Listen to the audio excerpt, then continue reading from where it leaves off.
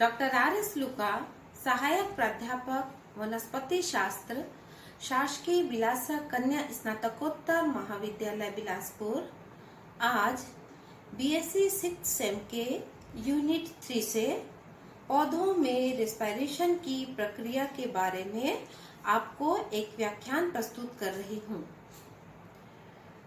जीवन में के होने का अनुभव अगर किसी प्रक्रिया की उपस्थिति से प्रमाणित होती है तो वह है श्वसन।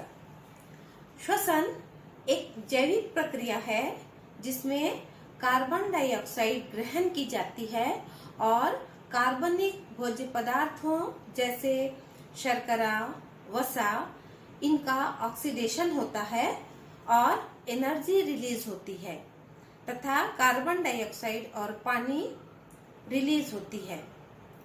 श्वसन की प्रक्रिया में यही रिलीज्ड एनर्जी एटीपी के रूप में संग्रहित कर ली जाती है और इस एनर्जी का उपयोग पौधे अपने दैनिक क्रियाओं के लिए करते हैं।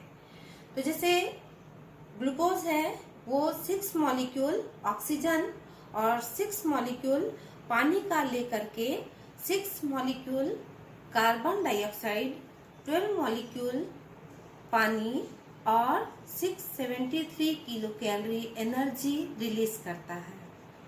तो पौधों में श्वसन वो प्रक्रिया है जिसमें श्वसन पदार्थ जैसे स्टार्च, सुक्रोज, ग्लूकोज, कार्बनिक अम्ल, प्रोटीन, लिपिड, इन सब का ऑक्सीडेशन होता है और ऊर्जा मुक्त होती है जो कि अभी मैंने बताया एटीपी के रूप में संग्रहित कर ली जाती है और इस क्रिया में कार्बन डाइऑक्साइड रिलीज होती है। जीव रासायनिक दृष्टिकोण से श्वसन क्रिया के दौरान ग्लूकोज के एक अणु के ऑक्सीडेशन के समय ऑक्सीजन के 6 अणु, एडीपी और इनऑर्गेनिक फॉस्फेट के 38 अणुओं का उपयोग होता है और इस क्रिया के फलस्वरूप कार्बन डाइऑक्साइड के 6 अणु और जल के 6 अणु तथा एटीपी के कुल 38 अणु मुक्त होते हैं। एटीपी में ही सोलर एनर्जी बॉन्ड एनर्जी के रूप में संचित रहती है और इसके फॉस्फेट बॉन्ड में उच्च ऊर्जा बॉन्ड होते हैं जिसके अपघटन के फलस्वरूप जो मुक्त ऊर्जा होती है वही ही जैविक क्रियाओं के संपादन में उपयोग में लाई जाती है। यहाँ जैसे हमको पता है कि फोटोसिंथेसिस या फोटो रेस्पिरेशन ये कोशिकाओं में पाए जाने वाले सेल ऑर्गेनेल्स के भीतर में ये क्रियाएं होती हैं। उसी तरह से श्वसन की क्रिया भी माइटोकॉन्ड्रिया के भीतर में होती है और ये जो माइटोकॉन्ड्रिया है ये रेस्पिरेटरी ऑर्गेनेल्स जो है होता है और इसको सर्वप्रथम कोलिकर ने 1850 में देखा था। फिर बेंडा ने 1897 से 98 में इसका विस्तृत अध्ययन किया और इसका नाम माइटोकॉन्ड्रिया दिया। मैं बहुत डिटेल में तो नहीं लेकिन बहुत संक्षिप्त में मैं माइटोकॉन्ड्रिया का डिस्क्रिप्शन आपके सामने प्रस्तुत करूंगी कि वो किस तरह का स्ट्रक्चर उसका होता है। इलेक्ट्रॉन माइक्रोस्कोप से देखने पर ये थर्मस फ्लास्क के जैसे जो है दिखाई देता है और इसमें माइटोकॉन्ड्रियल मेम्ब्रेन होता है बाहर की तरफ में। फिर उसके बाद माइटोकॉन्ड्रियल चैम्बर पाए जाते हैं जिसमें कि आउटर चैम्बर और इनर चैम्बर होता है। फिर माइटोकॉन्ड्रियल क्रिस्टी इसमें पाया जाता है जो कि झिल्ली के भीतर में बहुत सारे फोल्ड्स के रूप में ये क्रिस्टी जो है वो होते हैं और ये फोल्डिंग्स को ही हम इसी में ही मेन जो है वो फंक्शन जो है वो होते हैं और ये फोल्डिंग या क्रिस्टी की संख्या और उसका आकार जो है वो जितना बड़ा होता है है ना, माइटोकॉन्ड्रिया की क्रिया उतनी ही ज्यादा प्रबल होती है। मतलब जितने बड़े बड़े और जितने ज्यादा संख्या में ये फोल्डिंग्स या क्रिस्टी जो है माइटोकॉन्ड्रिया में पाए जाएंगे, तो उतना ही पावरफुल माइटोकॉन्ड्रिया के कार्य करने की शक्ति जो है वो होती है। फिर होता है माइटोकॉन्ड्रियल पार्टिकल्स। माइटोकॉन्ड्रियल पार्टिकल्स जो होता है वो माइटोकॉन्ड्रिया का जो इनर मेम्ब्रेन होता है उस पे मतलब क्रिस्टी पर विशेष प्रकार के सूक्ष्म कण जो है वो चिपके रहते हैं, और इन्हीं सूक्ष्म कणों को हम F1 पार्टिकल्स या ऑक्सीजोम कहते हैं। और इन कणों को इलेक्ट्रॉन ट्रांसपोर्ट और जो मतलब इसमें जो F1 पार्टिकल्स है इसमें इलेक्ट्रॉन ट्रांसपोर्ट और ऑक्सीडेटिव फॉस्फोराइलेशन से रिलेटेड जितने भी एंजाइम होते हैं वो पाए जाते हैं। इसीलिए इन पार्टिकल्स को हम इलेक्ट्रॉन ट्रांसपोर्ट पार्टिकल या ईटीपी भी कहते हैं। अब हम देखेंगे कि श्वसन कितने प्रकार के होते हैं।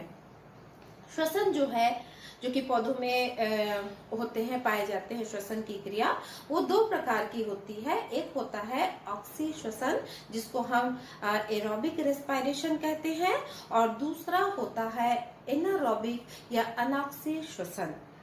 जो ऑक्सी श्वसन है उसमें इस प्रकार के श्वसन में भोज्य पदार्थों का पूर्ण रूप से ऑक्सीडेशन जो है वो होता है, और कार्बन डाइऑक्साइड और पानी बनता है, और बहुत अधिक मात्रा में एनर्जी उत्पन्न होती है। जैसे कि ग्लूकोज का एक मॉलिक्यूल है, वो 6 मॉलिक्यूल ऑक्सीजन का लेकर के उसका ऑक्सीडेशन होता है, और 6 मॉलिक्यूल कार्बन डाइऑक्साइड और 6 मॉलिक्यूल H2O और 673 किलो कैलोरी एनर्जी जो है वो निकलती है।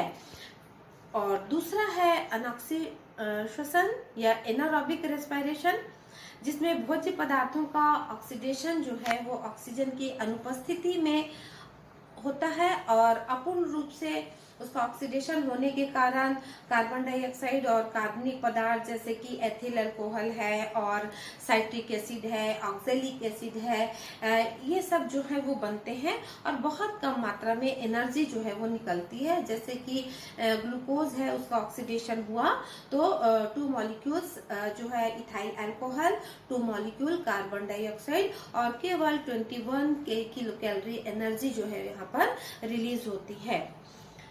तो ये वे दो प्रकार के जिसको बहुत संक्षिप्त में मैंने बताया है। अब हम देखेंगे कि mechanism of aerobic respiration. Aerobic respiration ही श्वसन का मुख्य प्रकार होती है, और ये जो एरोबिक या ऑक्सी श्वसन है वो 4 स्टेप में पूर्ण होती है। पहला स्टेप है ग्लाइकोलिसिस, दूसरा है ऑक्सीडेशन ऑफ फैटी एसिड, तीसरा है TCA या क्रेब्स साइकिल, और चौथा है ऑक्सीडेटिव फॉस्फोराइलेशन और इलेक्ट्रॉन ट्रांसपोर्ट सिस्टम।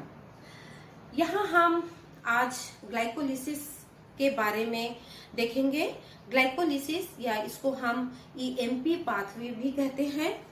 इस पाथ की खोज जो है एम्डन, मेयरहॉफ और पार्नस नामक साइंटिस्ट ने किया था, इसलिए इसको हम EMP पाथवे भी कहते हैं। ग्लाइकोलिसिस को हम EMP पाथवे भी कहते हैं, और यह क्रिया जो है वो कोशिका के साइटोप्लाज्म में पूर्ण होती है, जिसमें ग्लूकोज के एक मॉलिक्यूल्स का क्रमबद्ध तरीके से विघटन होता है, जिसके फलस्वरूप पायरुविक एसिड के 2 मॉलिक्यूल्स जो है बनते हैं। और इस क्रिया का आरंभ जो है वो ग्लूकोज से होता है या हेक्सोज शुगर से होता है, और अंत में 2 मॉलिक्यूल पायरुविक एसिड का बनता है। तो इस प्रकार से ग्लूकोज का कई स्टेप्स में और अंत में पायरुविक एसिड में जो विघटन होता है, ये प्रोसेस ग्लाइकोलिसिस की कहलाती है। और अभी मैंने बताया कि ये संपूर्ण जो प्रक्रिया होती है वो कोशिका द्रव्य में होती है। अब ग्लाइकोलिसिस में हम ये भी मैं बता दूं कि ग्लाइकोलिसिस की क्रिया के लिए ऑक्सीजन की आवश्यकता नहीं होती है। तो आइए अब हम देखते हैं कि ये ग्लाइकोलिसिस की प्रक्रिया क्या होती है। यहाँ हम देख रहे हैं कि ये जो ग्लाइकोलिसिस है, ये ग्लाइकोलिसिस का एक मॉलिक्यूल जो है वो हेक्सोकाइनेज की उपस्थिति में इसका फॉस्फोराइलेशन होता है और ग्लूकोज 6 फॉस्फेट का एक मॉलिक्यूल बनता है। यहाँ पर एक मॉलिक्यूल एटीपी का भी उपयोग जो है वो होता है और मैग्नीशियम आयंस का भी उपयोग होता है और यहाँ पर तब जाकर के ग्लूकोज जो है वो फॉस्फोराइलेशन इसका होकर के ग्लूकोज 6 फॉस्फेट का जो है वो बनाता है। अब ये ग्लूकोज 6 फॉस्फेट जो है वो फॉस्फोहेक्सो आइसोमेरेज की उपस्थिति में इसमें आइसोमेराइजेशन की प्रोसेस होती है और फ्रक्टोज 6 फॉस्फेट का एक मॉलिक्यूल बनता है। अब ये फ्रक्टोज 6 फॉस्फेट जो है वो फॉस्फोहेक्सोकाइनेज और मैग्नीशियम आयन के साथ में इसका फ्रक्टोज 6 फॉस्फेट का फॉस्फोराइलेशन होता है और फ्रक्टोज 1,6 डाइफॉस्फेट बनता है।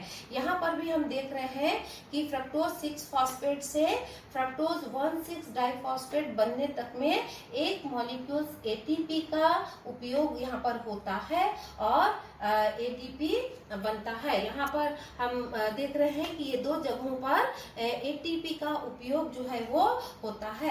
अब ये फ्रक्टोज 1,6 डाइफॉस्फेट जो है इसका क्लीवेज होता है और क्या होता है, यहाँ हम देख रहे हैं कि ये सब एक एक मॉलिक्यूल्स जो है वो बन रहे हैं। अब ये फ्रक्टोज 1,6 डाइफॉस्फेट का क्लीवेज जब होता है तो उससे एक मॉलिक्यूल फॉस्फोग्लिसरेल्डिहाइड और एक मॉलिक्यूल जो है वो डाइहाइड्रोक्सी एसीटोन फॉस्फेट का बनता है एल्डोलेज एंजाइम की उपस्थिति में। अब इस डाइहाइड्रोक्सी एसीटोन फॉस्फेट का आइसोमेराइजेशन होता है और फॉस्फोट्रायोज आइसोमेरेज एंजाइम की उपस्थिति में ये एक मॉलिक्यूल 3-फॉस्फोग्लिसरेल्डिहाइड का बनाता है। तो इस तरह से फ्रक्टोज 1,6 डाइफॉस्फेट के क्लीवेज से एक मॉलिक्यूल फॉस्फोग्लिसरेल्डिहाइड और डाइहाइड्रोक्सी एसीटोन फॉस्फेट के आइसोमेराइजेशन से एक मॉलिक्यूल 3-फॉस्फोग्लिसरेल्डिहाइड बनता है। इस तरह से यहाँ पर जाकर के दो मॉलिक्यूल 3-फॉस्फोग्लिसरेल्डिहाइड का बनता है। अब जो 3-फॉस्फोग्लिसरेल्डिहाइड है वो फॉस्फेटेज एंजाइम की उपस्थिति में इसका फॉस्फोराइलेशन होता है और यहाँ पर दो मॉलिक्यूल H3PO4 के साथ में ये क्रिया करके 1,3 डाइफॉस्फोग्लिसरेल्डिहाइड का दो मॉलिक्यूल बनाता है।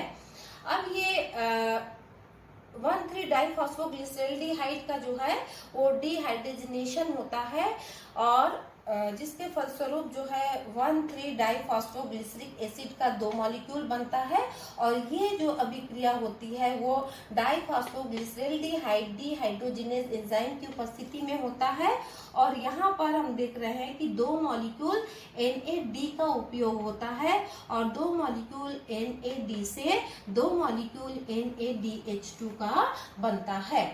और अब ये जो 1,3 डाइफॉस्फोग्लिसरिक एसिड जो है वो बना, ये जो है इसका फॉस्फोट्रांसफेरेज एंजाइम की उपस्थिति में अब क्या करेगा, ये 3-फॉस्फोग्लिसरिक एसिड में कन्वर्ट होता है।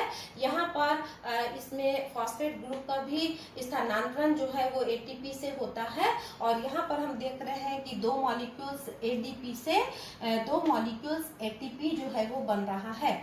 अब ये जो 3-फॉस्फोग्लिसरिक एसिड का दो मॉलिक्यूल है उसका आइसोमेराइजेशन होता है और फॉस्फोग्लिसरोम्यूटेज एंजाइम की उपस्थिति में ये 3-फॉस्फोग्लिसरिक एसिड जो है वो 2-फॉस्फोग्लिसरिक एसिड में बदल जाता है। अब यहाँ पर जो 2-फॉस्फोग्लिसरिक एसिड है इसका डिहाइड्रेशन जो है वो होता है और इनोलेज और मैग्नीशियम आयन की उपस्थिति में ये 2-फॉस्फोइनोल पायरुविक एसिड में कन्वर्ट होता है। यहाँ पर दो मॉलिक्यूल जो है वो पानी का यहाँ पर रिलीज होता है। अब ये 2-फॉस्फोग्लिसरिक एसिड से 2-फॉस्फोइनोल पायरुविक एसिड बना है। यहाँ पर हम देखते हैं कि यहाँ पर फिर से एडीपी से फॉस्फेट ग्रुप का स्थानांतरण हो रहा है और पायरुविक काइनेज की उपस्थिति में यहाँ पर 2-फॉस्फोइनोल पायरुविक एसिड से दो मॉलिक्यूल पायरुविक एसिड का निर्माण हो रहा है। और इन दोनों क्रियाओं के बीच में भी हम देख रहे हैं कि यहाँ पर भी दो मॉलिक्यूल्स एडीपी का से दो मॉलिक्यूल एटीपी जो है वो बनता है। और इस तरह से ग्लाइकोलिसिस में हम देख रहे हैं कि दो मॉलिक्यूल पायरुविक एसिड का निर्माण जो है वो होता है। यहाँ पर मैं एक बात और बताना चाहूंगी कि ये जो पूरी ग्लाइकोलिसिस की जो क्रिया है वो 3 अवस्थाओं में जो है वो पूर्ण होती है। पहली अवस्था जो है वो फॉस्फोराइलेशन ऑफ हेक्सोज शुगर की होती है, जिसमें कि ग्लूकोज से फ्रक्टोज 1,6 डाइफॉस्फेट तक के बनने की क्रिया जो है वो फॉस्फोराइलेशन ऑफ हेक्सोज शुगर की होती है। और फ्रक्टोज 1,6 डाइफॉस्फेट से 3-फॉस्फोग्लिसरॉल्डिहाइड बनने तक की जो प्रोसेस होती है वो दूसरी अवस्था होती है, जिसको हम डिसोसिएशन ऑफ शुगर कहते हैं। और उसके बाद 3-फॉस्फोग्लिसरॉल्डिहाइड से लेकर के पूरा पायरुविक एसिड बनने तक की जो प्रक्रिया होती है, जो कि तीसरी अवस्था होती है, ये synthesis of 2 molecules pyruvic acid का होता है। तो पूरा जो ग्लाइकोलिसिस की जो क्रिया होती है उनमें 3 अवस्थाएं पाई जाती हैं, phosphorylation of hexose sugar, association of sugar, और तीसरा है synthesis of 2 molecule pyruvic acid का। तो यहाँ पर हम देख रहे हैं कि ये जो संपूर्ण जो ग्लाइकोलिसिस की क्रिया है उसमें हेक्सोज शुगर के फॉस्फोराइलेशन से स्टेप 1 में और स्टेप 2 में इन 2 स्थानों पर जो है वो 2 मॉलिक्यूल्स एटीपी का व्यय जो है वो हो रहा है। जबकि स्टेप जो 7 है और स्टेप 8 है इसमें हम देख रहे हैं कि इन दोनों स्थानों पर 2-2 मॉलिक्यूल एटीपी का सिंथेसिस हो रहा है। और इस प्रकार से यदि हम पूरे ग्लाइकोलिसिस की अभिक्रिया को हम देखते हैं तो क्या होता है, यहाँ पर और यहाँ पर 2 मॉलिक्यूल्स जो है एटीपी का बन रहा है। 1,3-डाइफॉस्फोग्लिसरिक एसिड से 3-फॉस्फोग्लिसरिक एसिड के बीच में 2 मॉलिक्यूल, और 2-फॉस्फोइनोल पायरुविक एसिड से पायरुविक एसिड तक के बनने के बीच में 2 मॉलिक्यूल्स एटीपी। तो इस तरह से यहाँ पर 4 मॉलिक्यूल्स एटीपी का बनना जो है वो हुआ है। लेकिन ग्लाइकोलिसिस में इस 4 मॉलिक्यूल्स एटीपी के बनने से जो हुआ था उसमें से 2 का उपयोग जो है वो फॉस्फोराइलेशन ऑफ हेक्सोज शुगर में ही व्यय हो जाते हैं। अर्थात इसमें जो है पूरे ग्लाइकोलिसिस में अभी भी हमको 2 मॉलिक्यूल्स एटीपी का लाभ जो है वो हो रहा है। और इस प्रकार से हम यहाँ पर भी देख रहे हैं कि जो 1,3-डाइफॉस्फोग्लिसरॉल्डिहाइड से 1,3-डाइफॉस्फोग्लिसरिक एसिड बनने के बीच में 2 मॉलिक्यूल्स NAD से 2 मॉलिक्यूल NADH2 का भी जो है वो बन रहा है। और यहाँ पर बना हुआ जो 2 मॉलिक्यूल्स NADH2 है अब वो इलेक्ट्रॉन ट्रांसपोर्ट सिस्टम में चला जाता है। तो इस तरह से हम पूरे ग्लाइकोलिसिस की प्रक्रिया में हम देखते हैं कि ग्लूकोज के 1 मॉलिक्यूल से पायरुविक एसिड का 2 मॉलिक्यूल जो है वो बनता है।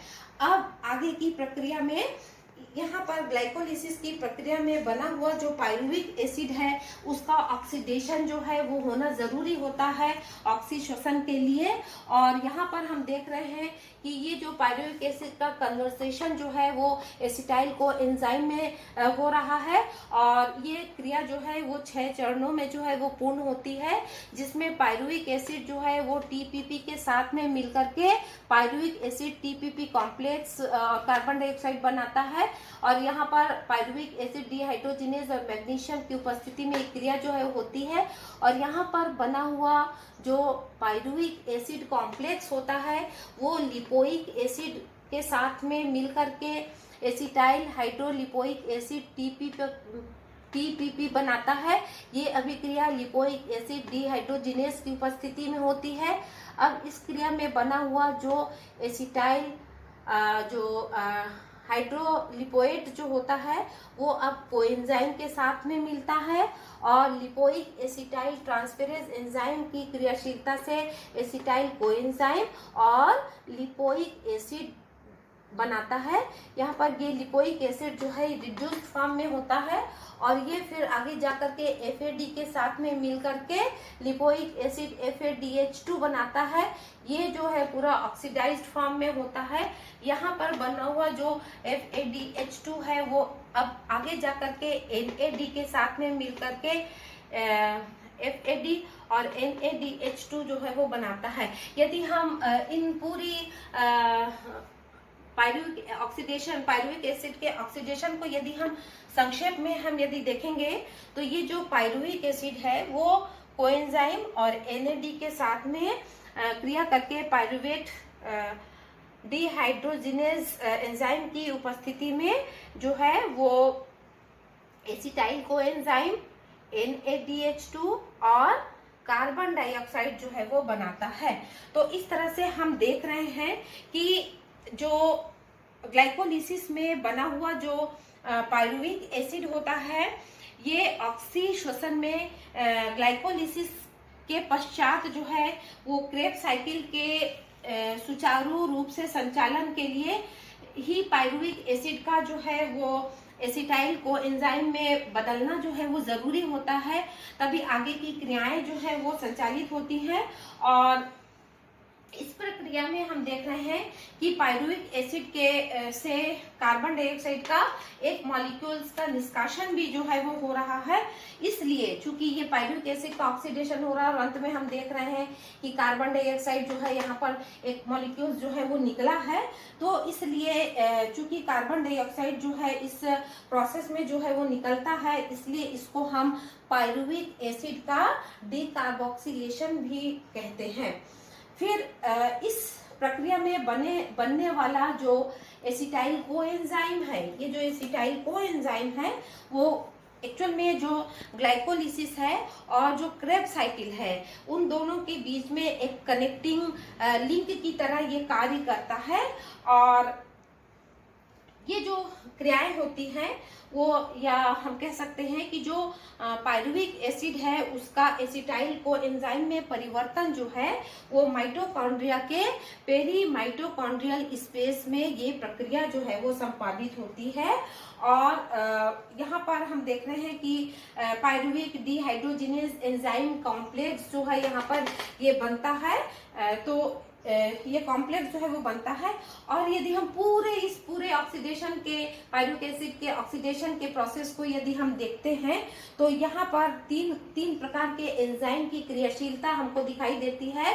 Pyruvic acid dehydrogenase, lipoic acid dehydrogenase और लिपोइक एसिटाइल ट्रांसफेरेज, ये 3 एंजाइम की महत्वपूर्ण भूमिका जो है वो होती है। और इसके अलावा इसमें 5 जो है वो कोफैक्टर्स भी जो है वो पाए जाते हैं। एक जो है वो TPP होता है, ये दूसरा कोफैक्टर होता है लिपोइक एसिड होता है, NAD भी होता है। NAD जो है वो भी एक या निकोटिनामाइड एडेनिन डाइन्यूक्लियोटाइड्स जो है वो होता है, और कोएंजाइम भी है कोफैक्टर्स, और एक हम देख रहे हैं मैग्नीशियम। तो ये 5 कोफैक्टर TPP, कोएंजाइम, NAD और लिपोइक एसिड और मैग्नीशियम, ये 5 कोफैक्टर्स और 3 एंजाइम की क्रियाशीलता के कारण जो है वो पायरुविक एसिड का ऑक्सीडेशन जो है वो एसिटाइल को एंजाइम में होता है। और हम इस क्रिया में हम देख रहे हैं कि कार्बन डाइऑक्साइड तो बनता ही है, प्लस एक जो है वो NADH2 भी जो है यहाँ पर बन रहा है। ये जो यहाँ पर बना हुआ जो NADH2 है वो आगे जाकर के इलेक्ट्रॉन ट्रांसपोर्ट सिस्टम में जो है वो प्रवेश कर जाता है और वहां पर ये ATP के सिंथेसिस में भाग लेता है। फिर एसिटाइल को एंजाइम का जो माइटोकॉन्ड्रियल जो हम देख रहे हैं मैट्रिक्स में जो है, अब ये जो यहाँ पर क्योंकि ऑक्सीडेशन के फलस्वरूप जो हमारा एसिटाइल को एंजाइम जो है यहाँ पर बना हुआ है, अब ये जाकर के क्या करता है, माइटोकॉन्ड्रियल मैट्रिक्स में ऑक्जेलो एसिटिक एसिड उपस्थित होता है।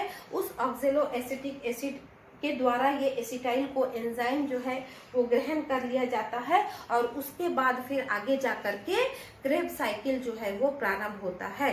तो हम नेक्स्ट टाइम में क्रेब्स साइकिल को देखेंगे। आज ये ग्लाइकोलिसिस और oxidation of pyruvic acid complete होता है। धन्यवाद।